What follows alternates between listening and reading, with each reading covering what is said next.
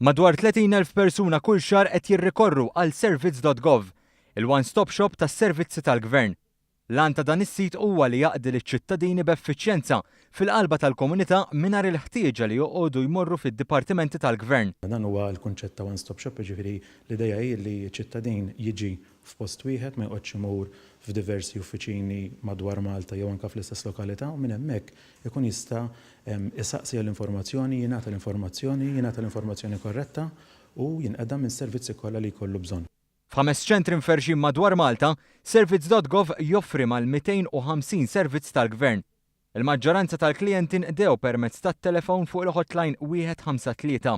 Fl-istess waqt, kull xahar aktar minn 3,000 persuna tagħmel użu minn wieħed mis-servizzi offruti minn ġewwa ċ-ċentri, fosthom ġbir ta' ċertifikati tar-Reġistru Pubbliku sa' applikazzjonijiet tat-taxxa u ħlas ta' kontijiet tad-dawl. Konna ma' 30,000 telefonata fuq il-153, ġifieri kemm fuq 153 normali ngħidulu aħna fuq is-servizzi in ġenerali tal-Gvern u anke Sigurtà Soċjali, VAT, Income Tax u anke dal-aħħar nedejna Jobs Plus bħala parti mill-familja tal-153. Is-Sur Pirotta qal li sa mit-twaqqif tiegħu il-Gvern ra kif il-klijent ikun fiċ-ċentru tas-servizzi offruti.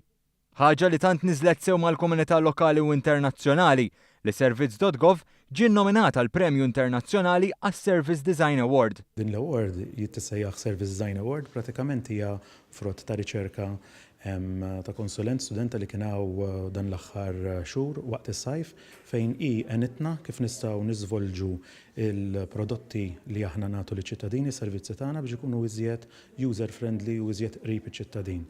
Servizz.gov joffri bosta servizzi li inkludi ċertifikati ta' twelid, żwieġ u mewt, il-ħarsin ta' tfal u trobbija, dokumenti tas-sewqan u trasport u applikazzjonijiet ta' taxxa, benefiċċji soċjali, informazzjoni dwar kontijiet ta' dawl u ilma u negozji u tarif dwar rikreazzjoni, sport u kultura.